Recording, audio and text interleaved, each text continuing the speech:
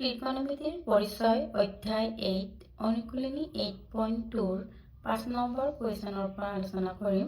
কি কৈছে কুৱেশ্যনটো? থিটাৰ বাবে সমাধান কৰা, য'ত 0 ডিগ্ৰী লেছ দেন থিটা লেছ দেন 90, মানে থিটাৰ মান উলিয়াব লাগে আৰু থিটাৰ মানটো 0 আৰু 90ৰ মাজত থাকিব লাগে। এতিয়া 1 নম্বৰ প্ৰশ্নটো দিয়া আছে 2 cos স্কোৱাৰ থিটা ইকুৱেল টু 1। এতিয়া cos স্কোৱাৰ থিটা ইকুৱেল এইটোতো ইনটু হৈ আছে cosৰ লগত, ৰাইট চাইডে নিলে আমাৰ ডিভাইড হয়। আকৌ এই স্কোৱাৰটো আকৌ লৈ যাম, কি হ'ব?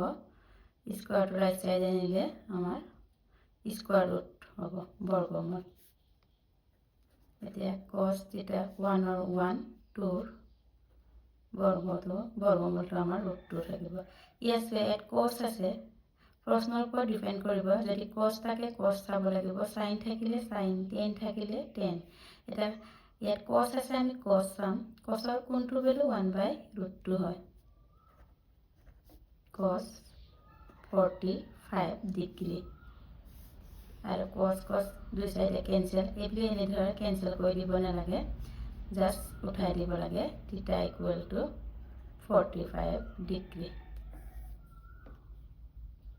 থিটা ইকুৱেল 45। এতিয়া 2 নম্বৰটো চোৱা, কি কৈছে? 3 tan স্কোৱাৰ থিটা মাইনাছ 1 ইকুৱেল টু 0।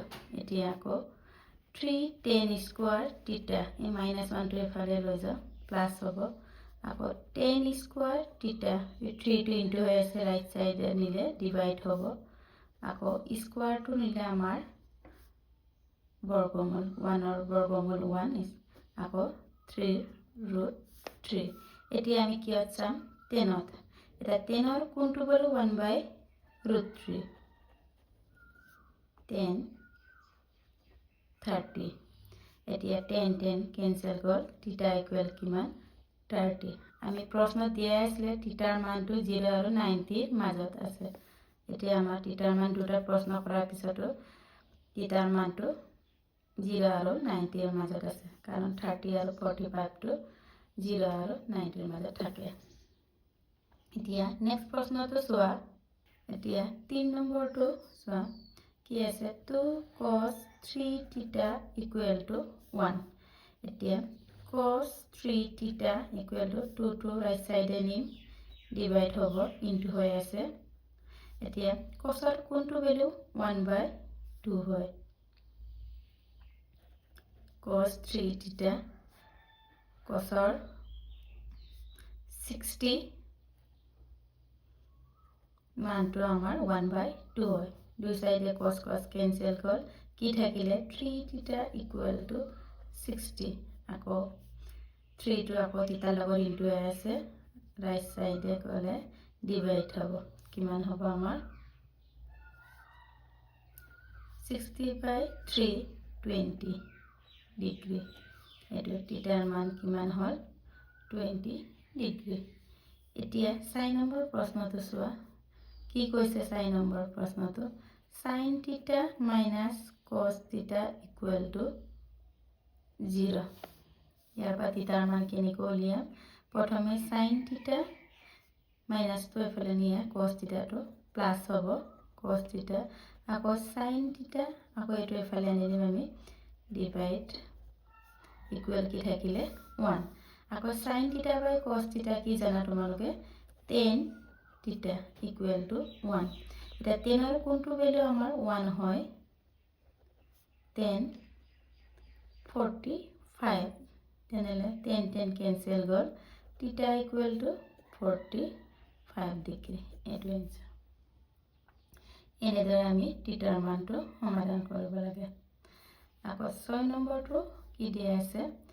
যদি tan থিটা ইকুৱেল টু 1/√3 কোণ, তেনে থিটা হ'ব, অপশ্যনত দিয়া আছে 60 ডিগ্ৰী, বিত দিয়া আছে 30 ডিগ্ৰী, চিত দিয়া আছে 45 ডিগ্ৰী, ডিত দিয়া আছে 90 ডিগ্ৰী। এতিয়া একে tan থিটা ইকুৱেল টু কি দিয়া আছে? 1/√3 এটা 10 কোনটো বুলি 1/√3 10 30 degree 10 cancel theta equal to 30 তেনেহলে 32 কোনটো অপচনত আছে আমাৰ B তেনেহলে आंसर কি হ'ব B এতিয়া নেক্সট প্ৰশ্নটো চাওঁ এতিয়া 7 নম্বৰ প্ৰশ্নটো চোৱা কি আছে তলৰ প্ৰশ্নৰ উক্তি এৰ আক্ৰান্তৰ এটা বাক্যৰ পিছত যুক্তি আৰ আক্ৰান্ত আন এটা বাক্য দিয়া আছে উক্তি এৰ যুক্তি আৰ বিবেচনা কৰি তলৰ বিকল্পবোৰ পৰা শুদ্ধটো বাছি উলিওৱা হৈছে এতিয়া উক্তি sin 45 আৰ মান cos 45 আৰ মান হয় আমাৰ sin 45 আৰু cos 45 টো আমাৰ মান 1/√2 দুইটাৰে এইকাৰণে এটো সমান হয় এটো উক্তিটো শুদ্ধ হৈছে আর যুক্তি আর cos θ = sin θ যেতিয়া θ less than θ 90 ডিগ্ৰী এটো হয়নে যেটো আমাৰ cos by sin to এখানে আনিলে cos by sin θ 1 হয় তেনেহলে cos by sin cot θ = 1 হ'ব আৰু cot θ 1 টো আমাৰ 45 ডিগ্ৰী তেনেহলে θ ৰ মান আমাৰ 45 হয় দিয়া অপশনটো কি আছে এ উক্তি আর যুক্তি আর উভয় অর্থ আর যুক্তি আর টু উক্তি এর উদ্ধ ব্যাখ্যা বি উক্তি আর যুক্তি আর উভয় অর্থ আর যুক্তি আর টু উক্তি এর শুদ্ধ ব্যাখ্যা নহয় উক্তি এ অর্থ কিন্তু যুক্তি আর অপত্য ডি উক্তি এ অপত্য কিন্তু যুক্তি আর অর্থ এর এটা কোনটো অপশন হ'ব এটো আমাৰ শুদ্ধ হয় এতিয়া আৰটো চাওঁ এতিয়া আমাৰ 7 নম্বৰ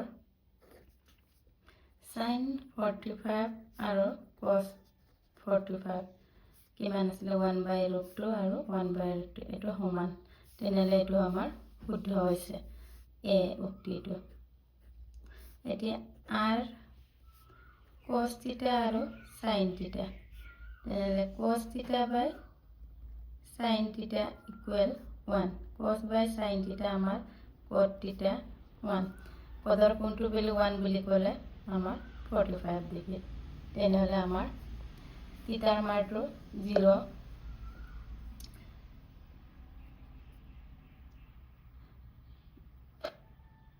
কিন্তু আমাক দিয়া আছিল θ ৰ মানটো 0 less than θ 90 ৰ মাজত যিকোনো হ'ব পাৰে কিন্তু আমাৰ ইয়াত θ ৰ মান ডাইৰেক্ট 45 আছে ইয়াত আমাৰ θ ৰ মান আৰু বেলেগ হ'ব নোৱাৰে এখানে এই উক্তিটো অপত্য তেনেহলে আমাৰ কোনটো হৈছে অপশন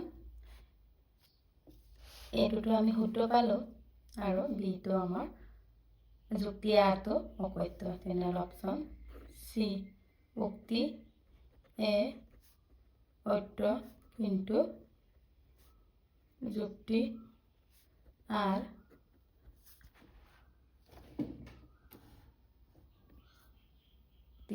আর অপত্য কারণ আমি ইয়াত 0 পৰা 90 বুলি ক'লে আমাৰ θ ৰ মান বিভিন্ন ধৰণৰ হ'ব পাৰে 0 90 ৰ মাজৰ সংখ্যা কিন্তু এই প্ৰশ্নৰ আমাৰ θ ৰ মান এটাই 45 ডিগ্ৰী হয় এখানে এটো অপত্য এতিয়া নেক্সট প্ৰশ্নটো চাওঁ 8 নম্বৰটো চাওঁ ত্ৰিকোণমিতিক অনুপাতবোৰত 60 ডিগ্ৰী কোণত তলৰ কোনটো শুদ্ধ অধক্ৰম আমাক এতিয়া এটো অধক্ৰমত সজাব কৈছে a sin 60 greater than cos 60 tan 60 sin 60 আৰু cos 60 tan 60 cos 60 sin 60 greater than 60 degree cos 60 degree এতিয়া আমি মানবোৰ উলিয়াই লওঁচোন প্ৰথম sin cos আৰু tan তাৰপিছত আমি অধক্ৰমত সজাম এতিয়া আমি 8 নম্বৰটো চাওঁ কি কৈছে প্ৰথমে sin 60 ৰ মান আমি আমাৰ কিমান হয় √3/2 sin 60 ৰ মান আমাৰ √3/2 আকৌ দিয়া আছে cos 60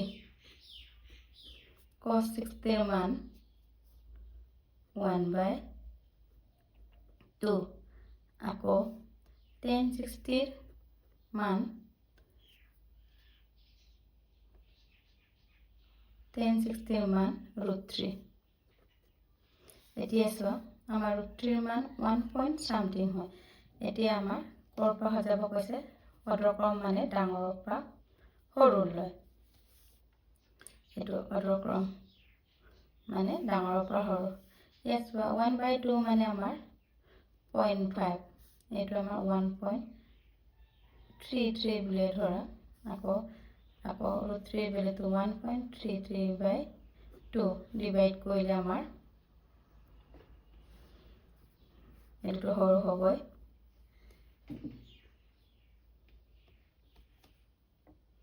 0.6 1.33/2 হলে 0.6 সামথিং হ'ব ইয়াৰ এটা অৰ্ধক্ৰম বুলি ডাঙৰ পৰা সৰু কোনটো ডাঙৰ আটাইতকৈ আমাৰ এইটো তাৰ পিছত sin 62 তাৰ পিছত cos 60 তেনেহলে আমাৰ কোনটো অপচন আহিব আমাৰ আনসাৰ tan 60 ৰ মানটো আটাইতকৈ ডাঙৰ sin 60 তাৰ পিছত cos 60 এটো আহিব tan 60 তাৰ পিছত sin 60 আৰু cos 60 এটো অপচনটো আমাৰ বি আছে এটো আমাৰ আনসাৰ